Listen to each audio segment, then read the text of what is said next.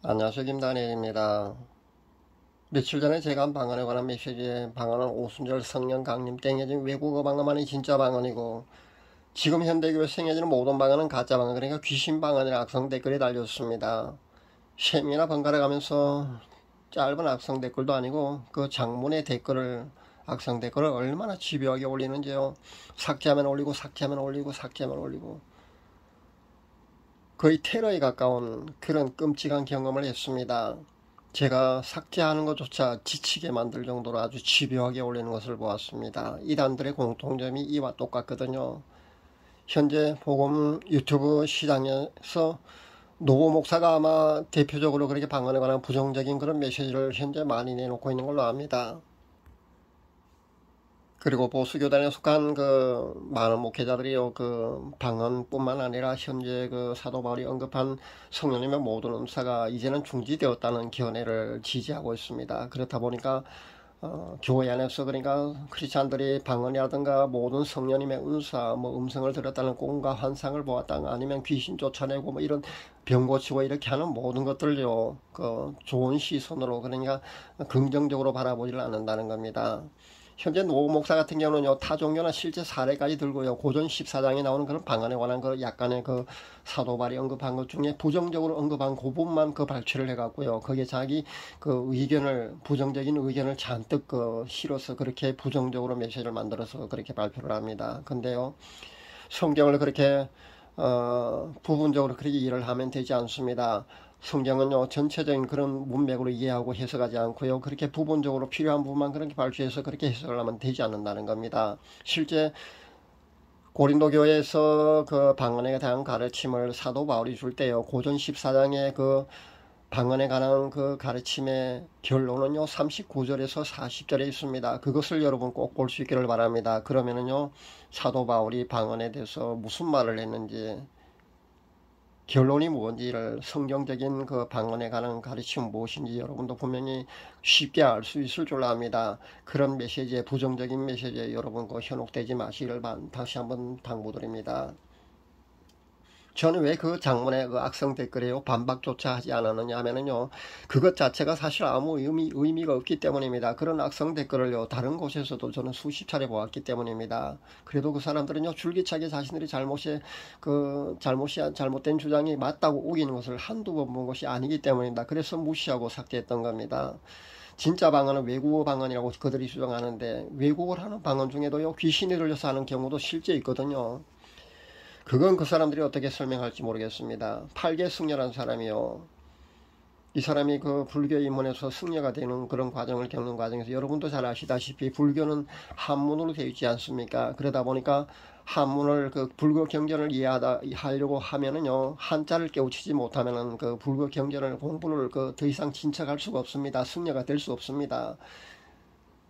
그런 그 이 팔교승려라는 사람이 어느 날 갑자기 그 5개국어를 능통하게 하는 그런 단계에 들어갑니다. 사람들은 그 사람이 도통했다고 그렇게 말을 하는데요, 실제는 도통한 게 아니고요, 5개국어를 능통하게 하는 그 귀신이 들려서요, 이 사람이 5개국어를 배우지도 않았는데 능통하게 하게 되었다는 겁니다. 그리고 이 사람은 사람들, 그 자신을 만나는 사람 그 지갑에 돈이 얼마나 들어있는지까지 정확히 알아맞추고요, 심지어 자신이 대화하고 있는 그 사람의 생각까지도 읽고, 귀신이 그렇게 뭐라고 알려주니까 그것을 정확히 캐치했다고 그렇게 고백하는 것을 보았습니다. 이 사람이 기독교로 개종했거든요. 그 간증을 제가 읽어보았는데요, 그래서 신도들하고 그 불교의 승려들한테요, 그 도통했다는 소문이 나고요, 박사나 그 신으로 그렇게 존경과 신망을 받아놓으란 그런 간증을 제가 하는 것을 제가 들어보았습니다. 그러니까 외국어를 하는 방언이든 고전 14장에 나오는 그런 알아들을 수 없는 그런 방언이든요, 그 모든 방언은요, 잘못된 것이 있을 수 있습니다. 그것을 우리가 인정해야 합니다. 귀신 방언이 있느냐 없느냐고, 귀신은 그렇게 방언을 하지 못한다, 그냥 흉내만 낼 뿐이라는 그런 주장도 있습니다. 저도 그 입장을 견지합니다. 그러나 그 악한 영거리가 귀신이 주는 것과 성령님이 주는 것, 그 방언을 구분하기 위해서요, 그 원래 귀신 방언은 그 이술 말을 그 하면 되지 않지만은 그냥 통상적인 구분을 쉽게 하기 위해서 저도 그냥 귀신 방언이라고 그렇게 치도록 하겠습니다. 그렇게 본다면 성령님이 주신 거 진짜 방언도 있지만은요, 이렇게 악한 영, 그러니까 귀신이 주는 가짜 방언도 있을 수가 있는 겁니다. 여러분이 그 무덤가에 기도한다든가 담력을 키운답시고 말입니다. 산속이나 동굴이나 그 폭포 같은데 그 밤중에 산기도 가서 그렇게 기도하는 경우, 그런 경우 그 악한 영, 그러니까 귀신이 주는 방언 내지 귀신이 주는 그런 어떤 능력, 예언 같은 그런 것을, 이상한 것을 할 수가 있는 겁니다. 이 팔개 승려가 받은 것처럼요, 이렇게 할 수가 있는 겁니다. 단 모 목사가 그 자신이 축사를 해보니까요, 거의가 귀신들이 쫓겨나간다. 그래서 그 사람이 하는 방언은 귀신 방언이다. 그리 주장하는 것은 잘못되었음을 분명히 밝힙니다. 방언을 하는 사람 중에도요, 귀신이 아직 쫓겨나지 않고 머물러 있는 경우가 있기 때문에 그 주장은 맞지 않습니다. 방언을 몇 시간 한다고 해서요, 귀신이 바로 쫓겨나가면 얼마나 좋겠습니까? 귀신이 그만큼 쉽게 쫓겨나가지 않습니다. 그렇기 때문에 그것을 보고 그냥 드러나는 현상만 보고 이 사람이 그 영안이 열려서 그 보는 단계에 있는 것은 아니기 때문에 아마 그런 주장을 하고 있는 걸로 압니다. 그러니까 그 주장은 잘못됐다는 겁니다. 자신이 뭐 목사라고 해서 장로라고 해서 권사라고 해서 아니면 기도 많이 한다고 했어요. 그렇게 신앙생활 열심히 한다고 해서 영적 존재, 그러니까 이 악한 영적 존재인 그 귀신으로부터 완전히 자유로운 사람은 거의 없다고 우리가 알아야 합니다. 성령님의 은사인 방언을 내가 선물로 받았다고 할지라도요, 이미 내 안에 들어가 있는 이 악한 영들의 귀신은요, 쉽게 나가지 않는다는 것을 인정하고 본다면요, 이 모든 것이 해결될 줄 압니다. 나는 신앙생활 잘하고 있는데 기도생활 열심히 하는데, 아니면 뭐 성령님이 내 안에 계신데 어떻게 귀신이 들어올 수 있느냐, 뭐 이런 얘기는요, 자신이 영적인 세계에 조금만 더 들어가서요, 조금만 깊이 들어가서 영적 실상에 대해서 알게 되면요, 이런 말들은 할 수 없게 된다는 것을 우리가 알아야 될 줄 압니다.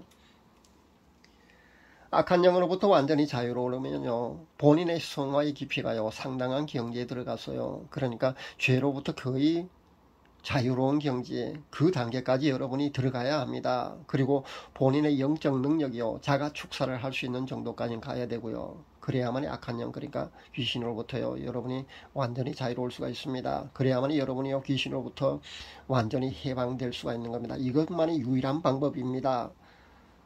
근데 이럴 성도님들이 과연 얼마나 되겠습니까? 1%가 되겠습니까? 100명 중에 1명 정도는 이럴 분이 있겠습니까? 그렇다면요, 드러나지 않고 있을 뿐이죠. 거의가 악한 영, 그러니까 귀신, 이 문제는요, 자유롭지 않다는 것을 우리가 인정해야 된다는 겁니다. 타인을 축사할 수 있는 경지에 그런 축사 능력자한테도요, 실제 축사하다가 자신한테 침입을 하는 경우도 있습니다. 그런데 보통의 크리스찬들이야 말을 더해서 뭘 하겠습니까? 제가 겁주려고 이러는 것이 아니라 실제 있는 그런 사례라는 겁니다. 또 축사 능력자로부터요, 축사를 했는데 집에 가는 사이에요, 다시 그 악한 영이, 귀신이 다시 들어가는 경우도 제가 보았습니다. 실제 목회 실천 사역 현장에서는요, 이런 경우가 흔히 있는 일입니다. 그래서 제가 늘 강조하는 것이 바로 이것이지 않습니까? 귀신 들림의 그 1단계, 2단계, 3단계 그렇게 구분했을 때요, 1단계, 그러니까 그냥 드러나지 않고 있는 그런 1단계는요, 흔한 현상이라는 겁니다. 그리고 2단계인 사우란과 같은 경우나 3단계인 거라사이나 광인 같은 그런 단계만 우리가 보통 귀신 들렸다고 그렇게 인정을 하는 겁니다. 저도 2단계나 3단계 정도만 귀신 들렸다고 얘기를 합니다. 그러나 1단계에 있는 이런 경우도 실제는 귀신 들림 상태에 있는 경우도 많다는 것을 알아야 합니다. 우리가 모르고 있을 뿐이고 드러나지 않을 뿐이지요. 얼마든지 가능합니다. 그런데 1단계에 있는 사람들은요, 우리가 영성생활을 게을리 하게 되면 들어와 있다가 또 열심히 하게 되고 성령 충만한 단계 되면 나갔다가 그런 것이 반복되고요. 죄를 짓게 되면 다시 들어오고 회개하고 다시 그렇게 하면 나가고, 그런 것을 반복하는 단계가 바로 1단계라고 여러분 이해하시면 될 줄 압니다. 이 2단계나 3단계 상태일 경우는요, 반드시 축사 능력자로부터 일시적인 도움을 반드시 받아야 합니다. 그렇지 않고는요, 자가 축사가 좀 불가능하다고 볼 수 있습니다.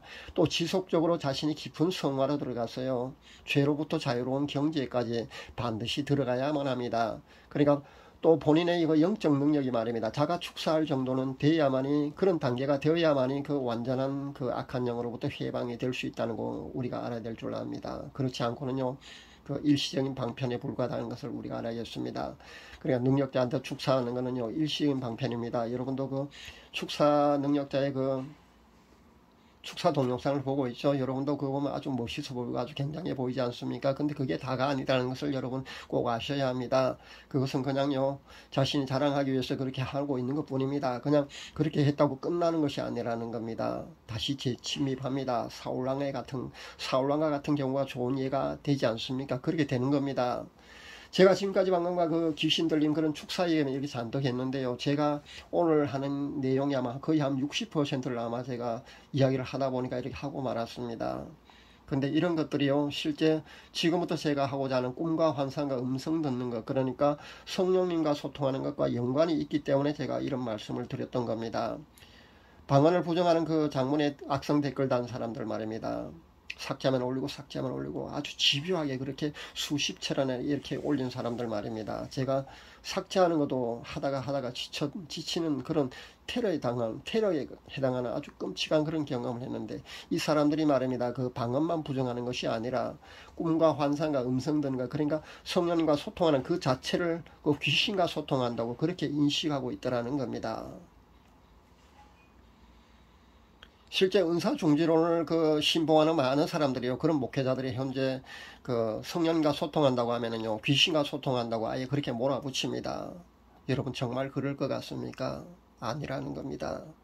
여러분 성경 전체를 약간 다른 관점에서 한번 살펴볼 수 있기를 바랍니다. 그러니까 우리가 성경을 볼 때요, 성경을 수십 독 했다고 자랑하는 사람들이 참 많은데, 물론 그것도 좋습니다. 어디 몇 장 몇 절에 무슨 말씀이 있고 그걸 달달 외우고 그렇게 실제 그렇게 설교하는 그런 목사님들 보는데요, 대단하다고 저는 생각합니다. 왜냐하면 저는 그렇게 못하고 있기 때문입니다. 그런데 성경 전체를요, 약간 다른 각도에서 한번 다른 관점을 한번 살펴봅시다. 그러니까 구약시대에는요, 성부 하나님과 성령님과 소통했던 수많은 사람들의 이야기가 거기에 잔뜩 기록되어 있습니다. 여러분도 그것을 인정하고 있을 줄 압니다.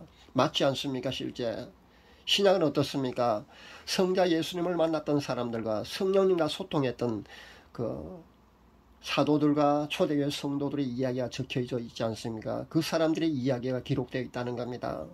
지금은 무슨 시대입니까? 보혜사 성령님의 활동하시는 그 주무대인 성령 시대 아닙니까? 그런데요, 성령님과 소통하지 않으면 어떻게 된다는 겁니까? 성경이 완성되어 있기 때문에 성령님과 소통할 필요가 없다고요. 그 말도 안 되는 그런 얘기를 왜 하십니까? 그러니까 지금은 성령님이 왕성하게 활동하는 이 시대에 성령님과 소통하지 않으면 어떻게 한다는 겁니까? 구약시대, 신약시대도 성령님과 다 소통했습니다. 구약은 성부 하나님과, 신약은 성자 예수님과 함께 소통했지만 항상 성령님은 소통했습니다.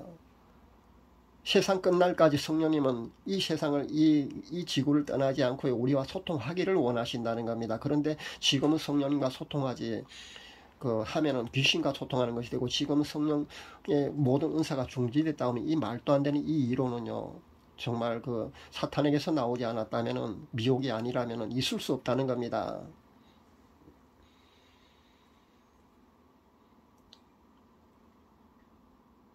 성령님의 모든 은사가 중지되었다고 하는 은사 중지론 말입니다. 현재 한국교회 보수교단에서 많은 목사들이 여기에 신봉하고요. 심지어 거기에 속해 있는 많은 크리스찬들이 여기에 동조를 하고 있습니다. 그렇게 성령님과 그 빗장문을 꽁꽁 그렇게 걸어 잠그고요, 그렇게 소통을 하지 않고 있다는 겁니다. 하지 않으려고 하고 있다는 겁니다. 이것은요, 성령님과 소통하지 않으려고 이렇게 부정하고 이렇게 부정적인 메시지를 내놓고 그렇게 인정하는 그 자체가요, 성령 회방제에 속한다는 것을 여러분 아셔야 합니다. 이거는 정상적이지 않습니다. 성경 전체를 봐도 이건 정상적이지 않다는 겁니다. 이렇게 성령님과 담을 꽁꽁 삭고 그렇게 소통하지 않으려 하는 것은요, 정상적이지 않습니다. 물론 은사중지론에 빠진 사람들 말입니다. 성령님과 소통한다는 그 사람들의 많은 문제점, 그러니까 꿈과 환상과 음성으로 그렇게 성령과 소통하는 단계에서요, 잡음이 나오고 그 무리를 일으키는 그런 무당직이 한다는 그런 비판이 나오는 것은요, 성령님과 소통하는 그 단계, 초기 단계였어요.